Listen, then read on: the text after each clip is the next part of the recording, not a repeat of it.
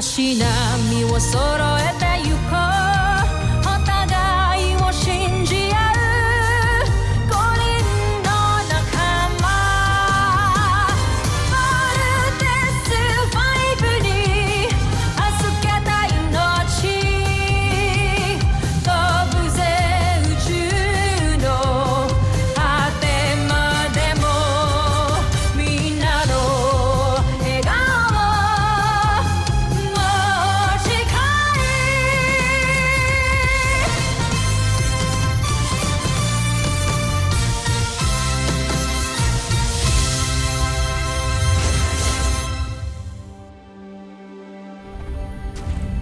Ang nakaraan sa Voltes 5 Legacy. The chief medical officer can give you all the details that you need to know about my condition. That is the reason why I'm resigning my position as a Supreme Commander General. Dr. Hook, Camp Big Falcon is yours. Yes, Supreme Commander. May permission po ba kayo para gamitin yung rover na yan?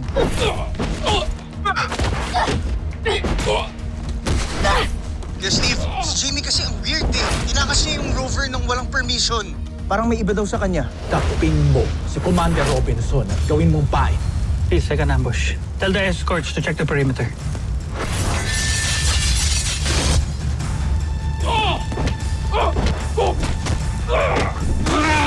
Yun na, Jamie. Kilala ko ang anak ko. Sino ka? Ako ang may hawak sa katauhan ni Jamie Robinson. Kaya mo bang patayin ang sarili mong anak? Kaya ko kung kinakailangan. Jamie! Jamie, stop it! Stop it, Jamie. It's a ring.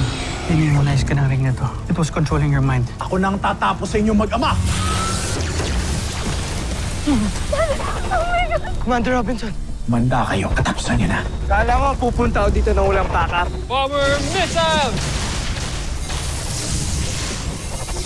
Lumisa na tayo! He's my dad. No! He's not dead! Napatay ko ang isa sa mga pinuno ng Terra Air 2 na lumalaban sa atin. Tiyak akong malaki siyang kawalan sa planetang ito. Pero buhay pa rin ang mga piloto ng Voltes 5. Isusunod ko na rin sila. I swear, I will avenge your death. I will destroy all of the Bosinians. Pinapangako ko sa'yo yun.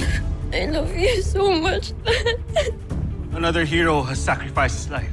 General Robinson died for us with dignity. For our fallen Supreme Commander. Rest in peace, General Robinson.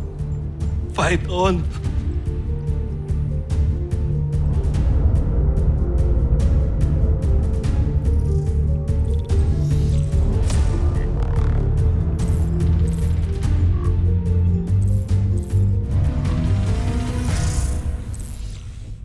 Ano naman yung ginagawa mo?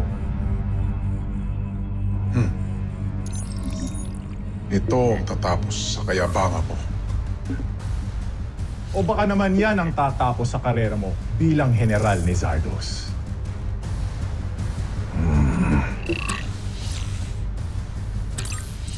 Aalis ka ba? Kung gusto mong ihalo ko ang tugo mo sa eksperimento. Kung kaya mo.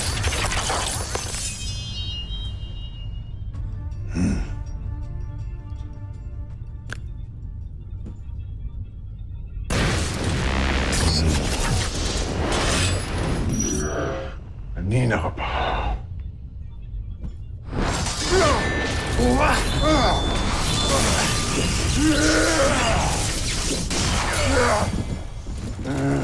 Huwag kayong makikialam!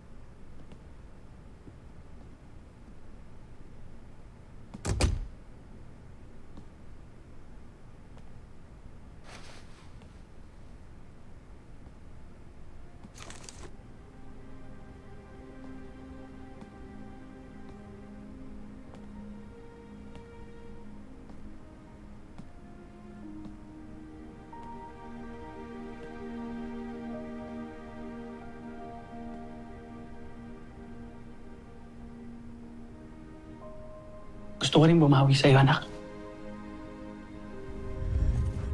Gusto kong bumawi sa'yo sa mga pagkukulang ko sa'yo nung bata ka.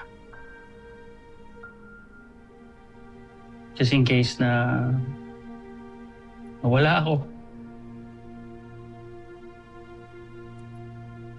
Gusto ko magkaroon tayo ng mga experiences and moments na maaalala mo.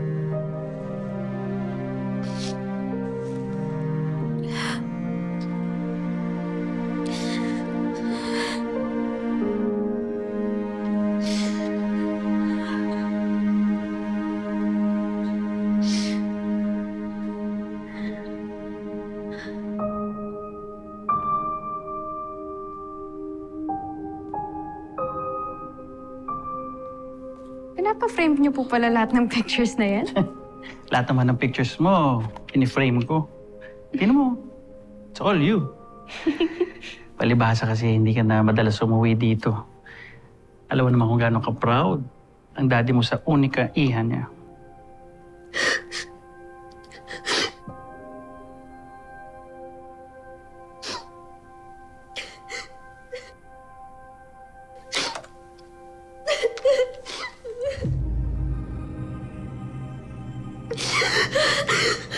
Akala ko po ba malakas kayo, ha? Hindi po kayo mawawala. Hindi. Okay? Makakasama ko pa po kayo ng matagal na matagal na matagal na matagal na matagal. Okay? Promise. Pinky promise. Promise. Kakasama pa tayo ng matagal. Hindi ako mawawala sa'yo kahit kailan.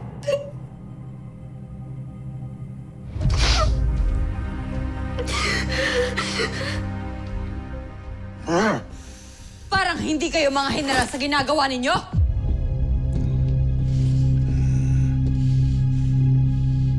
Buti na lang dumating si Sandra. Kundi bangkay kang babalik sa Busan.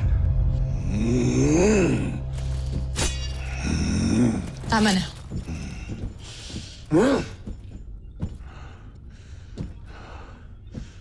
Namumuro na yun, Oslan na yan. Bakit kasi nagpapa-apekto ka pa sa kanya? Alam mo namang ginagalit ka lamang niya, hindi ba? Malapit nang bawiin ng intruva na yan. Ang lahat ng sinabi niya sa akin. Huwag mo nang sayangin ang oras mo sa galit. Ang mabuti pa, ipakita mo na lamang sa akin ang eksperimento mo.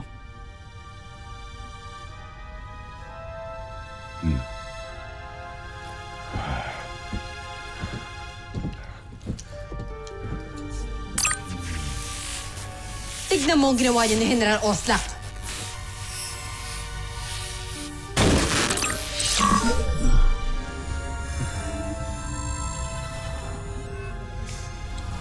Tignan mo ito, General Sandra.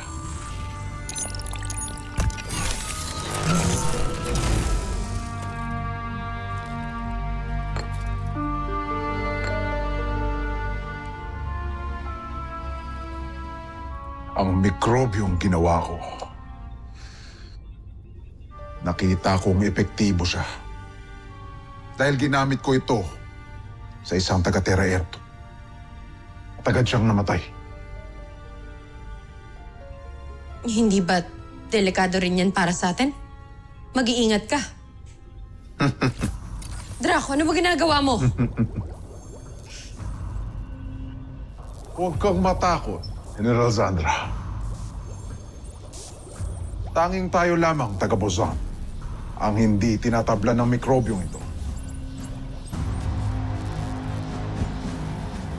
Kaya ito,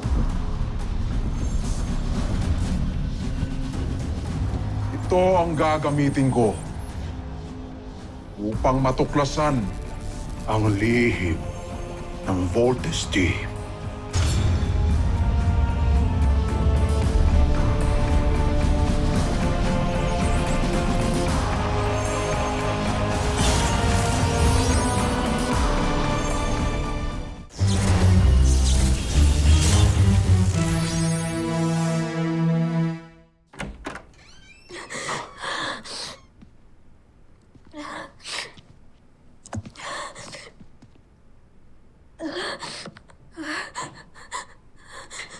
Jamie, sorry kung sinundan kita dito ha. Ayos ka lang? Egbert, pwede mo muna akong iwan, please? Okay. Pero gusto ko lang sana ipaalam sa'yo na sobrang naiintindihan ko yung nararamdaman mong pain ngayon. Kasi gaya mo, nawalan din ako ng magulang.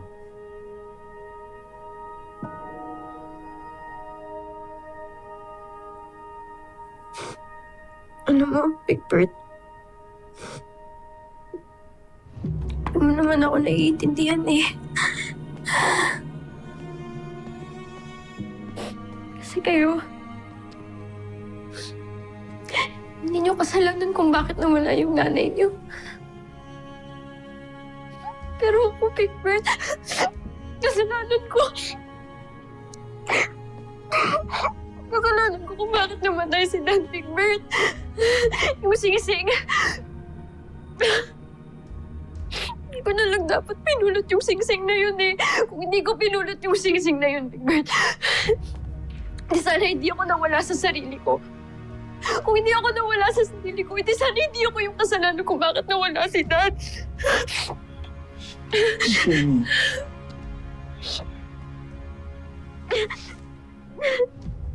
Di mo kasalanan yun eh.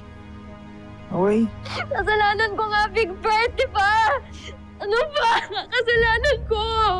Kasalanan ko. Jamie, no. Kasi kahit makaligtas si General Robinson, mamamatay pa rin siya kasi meron siya malubhang sakit.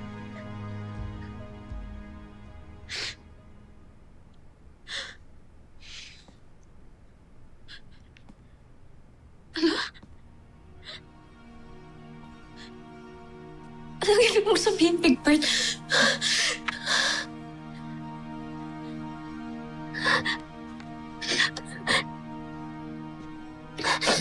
Yan talaga yung dahilan kung bakit kita sinundan dito. Binigay sa akin ni General Robinson yan nung kailan lang. Sabi niya sa akin, nakaschedule na raw yung operation niya. Kung hindi man siya makasurvive, ako daw yung mag-aabot sa inyo.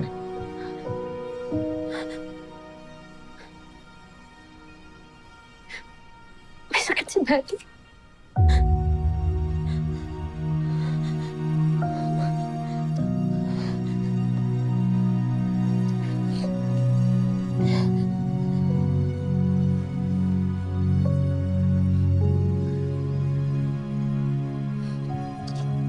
Sabi niya sa akin, may gastric cancer daw siya. Malubha. Nag-spread na yung cancer sa katawan niya, kaya kahit operahan siya, malakas daw yung chance na hindi na talaga siya makakasurvive. Jamie, sorry kung ngayon ko lang sinabi sa'yo. Pinapangako kasi ako ni General Robinson na wag ko daw sabihin sa iyo eh. O kahit na kanino. Ayaw niya nag-aalala ka. Ayaw niyang magulo yung isip mo dahil sa sakit niya.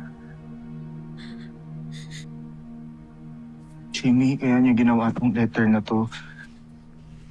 Para kahit ano man yung mangyari, makapagpaalam siya sa'yo na maayos.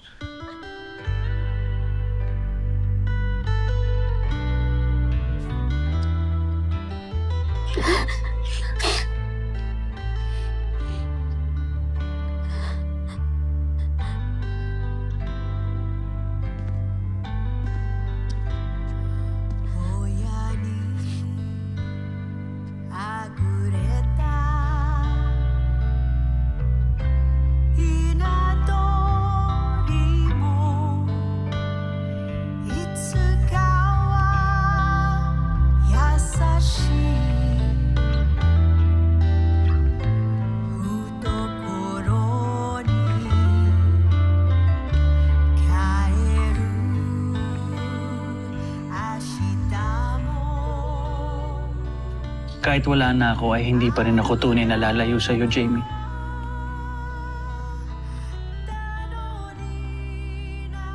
Walang magulang na nangiiwan ng anak. I will always be here. Kapag nalulungkot ka, nangangamba, nag-iisa, isipin mo lang palagi na nariyan ako sa tabi mo. Ang aking pinakamamahal ay mananatiling nasa iyo.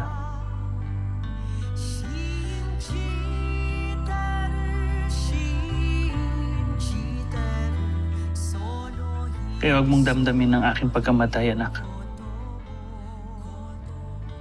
Bahagi yan ng buhay na di maiiwasan. Sa halip, isipin mo lahat ng magagandang pagsamahan natin.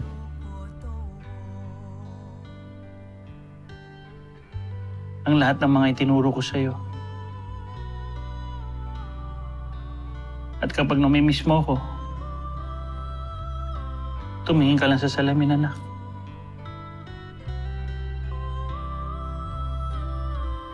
At makikita mo ako sa katauhan mo.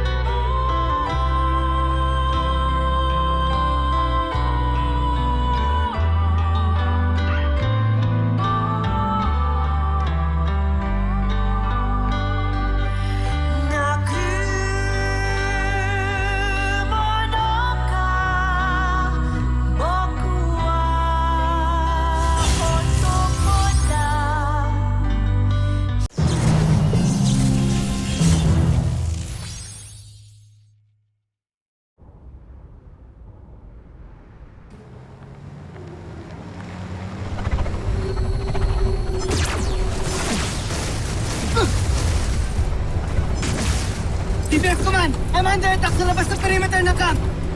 Send backup now!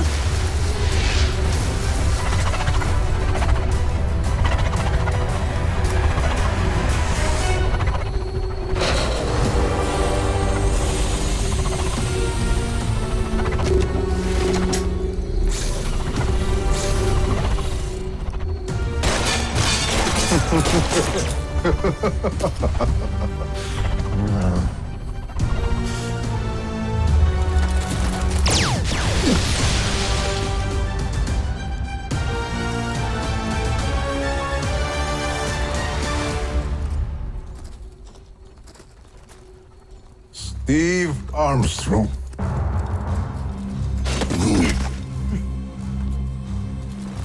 Ay tagal kong hinintay ang pagkakataon ito. Upang ako mismo ang papas lang sa'yo.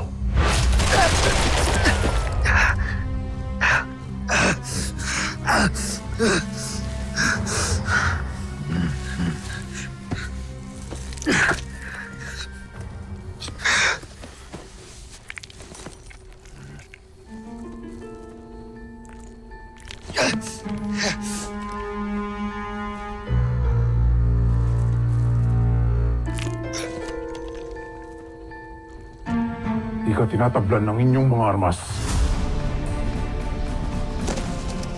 Ng klase kang nilalang.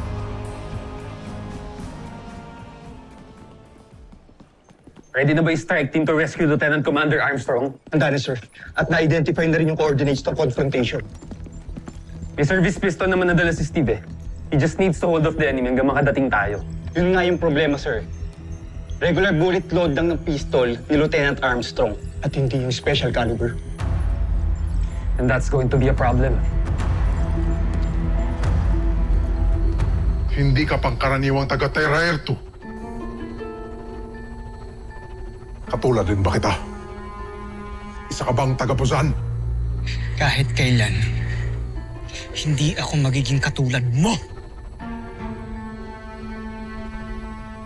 Malalaman ko ang katotohanan sa pamamagitan nito.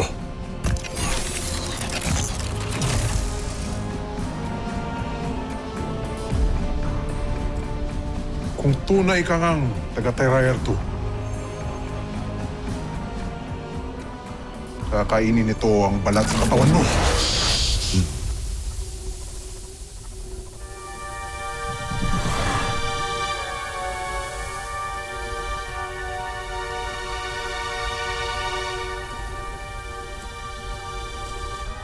Hindi man lamang naagnas ang iyong mukha.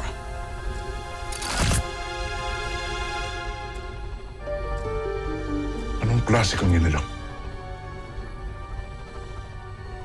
Makatunay ngang isa kang Buzainian. Kung isa ka mang taga-Buzang, isa kang walang kwentang alipin. At kailangan mo nang matay!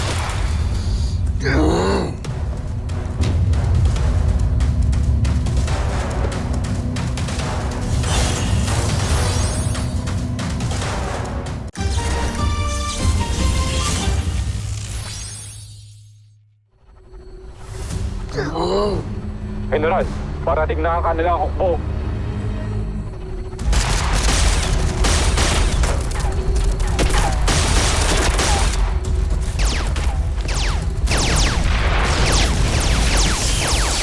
Hila sila! Kailangan ko mag-ulat kay Prinsipe Zardos.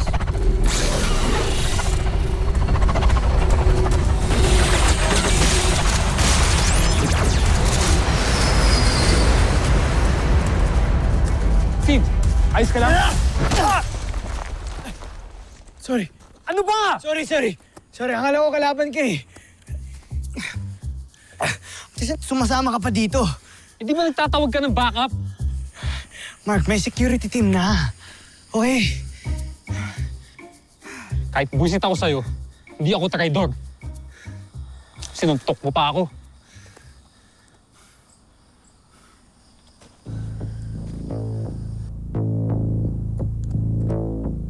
Thanks, Mark.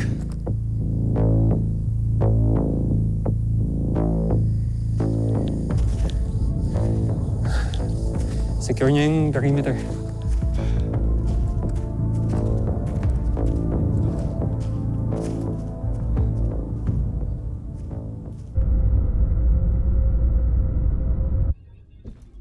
Joffrey. Tama bang tinig ko? Pumunta ka ng lupa ng walang pahintulot ko. At natalo ka ni Steve Armstrong. Sa laki mong yan, nagpatalo ka. Homsak, isa kang kahiyan sa ating lahi. Dapat sa'yo ginagawang alipin. Pero, takpin si Draco. Joffrey. Hindi pangkaraniwang tao si Steve Armstrong.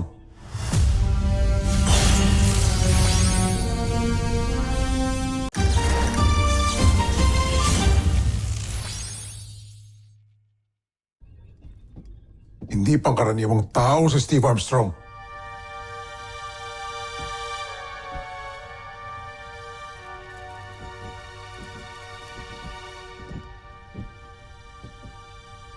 Pinagsasabi mo?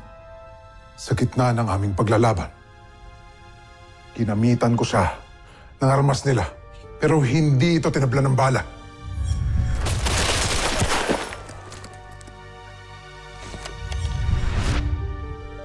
Tayo lang, mga taga-Busan, ang hindi tinatabla ng armas nila.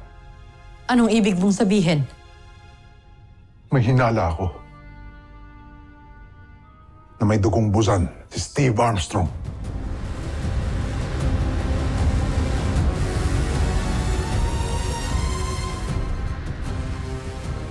Susunod sa Voltes 5 Legacy.